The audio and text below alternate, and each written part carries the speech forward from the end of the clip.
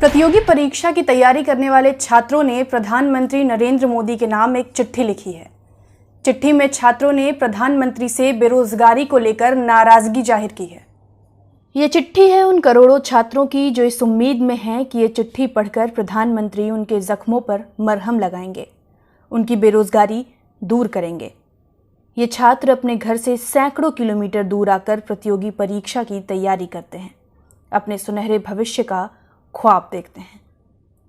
छात्रों ने इस महामारी के बीच प्रधानमंत्री को चिट्ठी लिखकर यह भी याद दिलाया है कि उनको हमेशा से युवाओं का समर्थन मिलता रहा है, इसलिए ज़रूरी है कि वो भी इस मुश्किल वक्त में उनका साथ दें।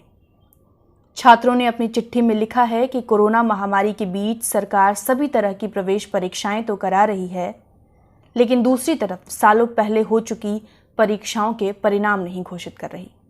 इंजीनियरिंग और मेडिकल की प्रवेश परीक्षा के आयोजन के विरोध के बीच देश भर के लाखों छात्र सरकार से सालों से लटके पुराने प्रतियोगी परीक्षाओं के परिणाम और अधूरी भर्ती प्रक्रियाओं की तारीख घोषित करने की मांग कर रहे हैं।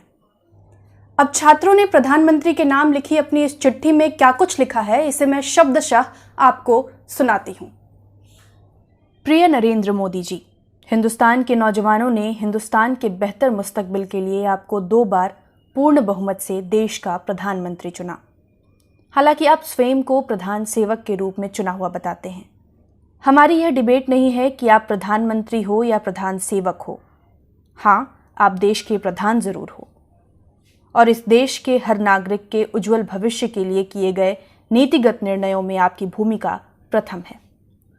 आज हिंदुस्तान का बेरोजगार नौजवान आपके द्वारा बनाए गए न्यू इंडिया या विश्व गुरु भारत में अपनी जगह और हैसियत के साथ साथ अपनी आवाज के महत्व को जानना चाह रहा है।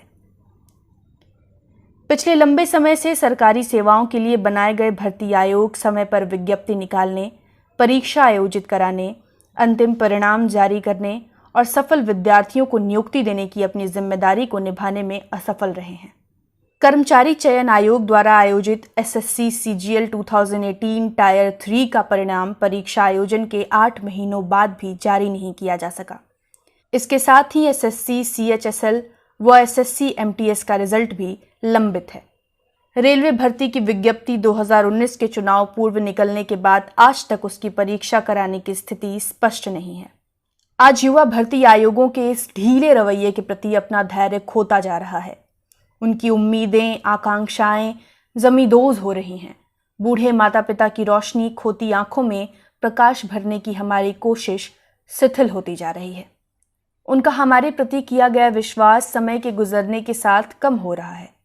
वो आज भी घर से शहर जाते वक्त घी की डोली, लड्डू बनाकर जरूर भेजते हैं, मगर उनका उस वक्त हमारी तरफ हसरत भरी निगाहों से देखना हमें खुद से नजरें चुराने को विवश करता है।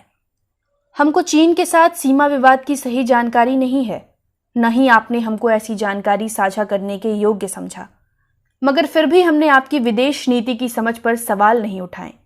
देश की अर्थव्यवस्था को भी आपकी नज़रों से देखकर सही होने का एहसास कराते रहें। कोरोना काल में आपके द्वारा दिए गए टास्क को खुद ने तो पूरा किया ही, साथ में औरों को भी इसे पूरा करने के लिए प्रेरित किया। हिंदुस्तान का नौजवान हमेशा बिना सवाल के आपका समर्थन करता रहा। आज वही युवा आपकी तरफ हसरत भरी निगाहों से देखकर भर्ती प्रक्रियाओं को दुरुस्त करने की उम्मीद कर रहा है। आशा ही नहीं अपितु पूर्ण विश्वास है कि आप हम युवाओं के दर्द को जरूर समझोगे और हमारे मन की बात, जो कि वस्तु स्थिति में मन की पीड़ा है, को दूर करने में हम युवाओं की मदद करोगे, ताकि हम आपके सानिध्य में अपने इस अजीज मुल्क की सेवा करने का सौभाग्य प्राप्त कर सकें। आपके शुभचिंतक, हिंदुस्तान के बेरोजगार नौजवान। बात अगर झारखंड की करें तो बीते कुछ महीनों से झारखंड में बेरोजगारी दर सबसे शीर्ष पर है। लॉकडाउन लगने के बाद झारखंड उन राज्यों में शामिल था जहां सबसे ज्यादा बेरोजगारी थी। लगातार मई जून के महीने में बेरोजगारी दर बढ़ती रही। हालांकि इसके पीछे का कारण कोरोना और लॉकडाउन माना जा सकता है, लेकिन बीते साल इंस्टीट्यूट ऑफ ह्यूमन डेवलपमेंट के डॉक्टर बलवंत और डॉक्टर अश्विनी द्वारा झारखंड में बेरोजगारी पर जारी की गई रिपोर्ट चौंकाने वाली है। रिपोर्ट के अनुसार झारखंड में हर 5 युवाओं में एक बेरोजगार है। लड़कियों में बेरोजगारी दर लड़कों से 12% अधिक है। प्रदेश के 46% पोस्ट ग्रेजुएट और 49% ग्रेजुएट युवाओं को नौकरी नहीं मिलती।